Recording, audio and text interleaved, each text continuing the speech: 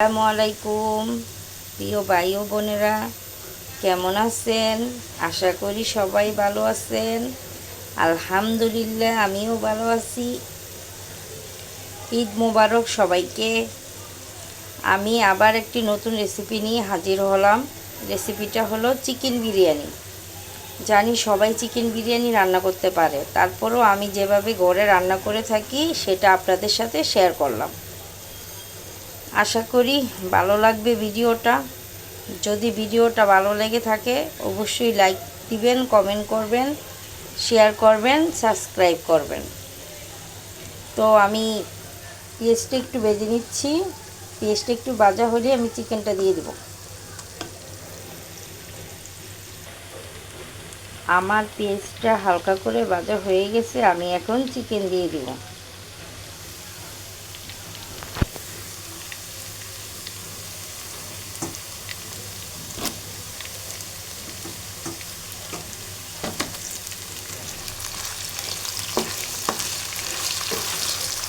এখন এই চিকেনগুলো আর পেঁয়াজগুলো একটু খানিকক্ষণ ভেজে নেব।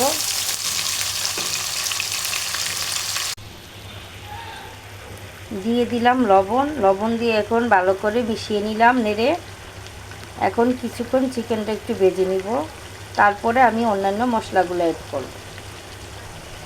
এখানে আমি আদা, রসুন, জিরার বাটা, ধনিয়ার গুঁড়ি, লবণ, বিরিয়ানির মশলা, তারপরে হলো টমেটো সস, 3 ধরনের বাদাম আর হলো কিশমিশ ব্লেন্ড করে দিয়ে দিছি।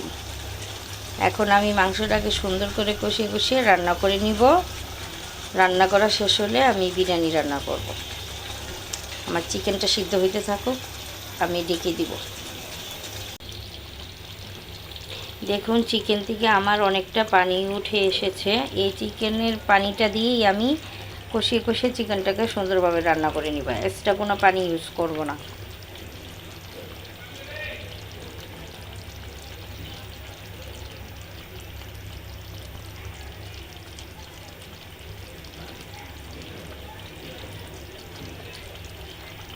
আলহামদুলিল্লাহ আমার বিরিয়ানির জন্য চিকেনটা হয়ে গেছে। আমি এখন চিকেনটা নামিয়ে নিব।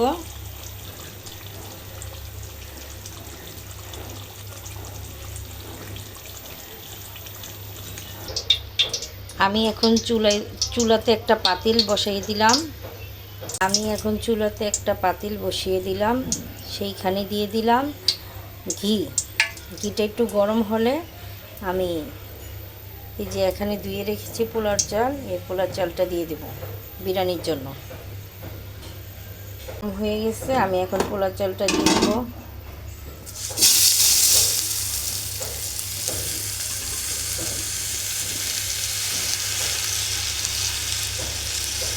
আমি দিয়ে দিচ্ছি লবণ। আমি এখন নেড়ে সুন্দর করে মিশিয়ে নেব। আমি কিছুক্ষণ চালটা একটু ভেজে নেব, তারপর আমি পানি অ্যাড করব। পানিটা যখন মাখা মাখা হয়ে আসবে তখন আমি মুরগির মাংসটা অ্যাড করে দেব। আমার চালটা আর পানিটা একদম সমান সমান হয়ে গেছে। আমি এখন চিকেনটা অ্যাড করে দিব। আমি এখন সুন্দরভাবে চালের সাথে মুরগির গোশতটাকে মিশিয়ে নেব। চিকেন বিরিয়ানি দমে বসিয়ে দিব। রাইসটার সাথে চিকেনটাকে সুন্দরভাবে মিশিয়ে নিয়েছি, এখন আমি ঢেকে দিব। আমার চিকেন বিরিয়ানি হয়ে গেছে।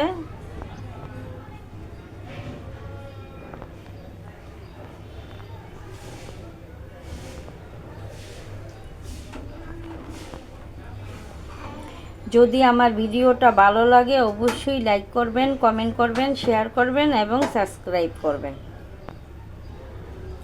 নতুন হিসাবে যদি কোনো ভুল হয়ে থাকে কথাতে অবশ্যই ক্ষমা দৃষ্টিতে দেখবেন। আল্লাহ হাফেজ।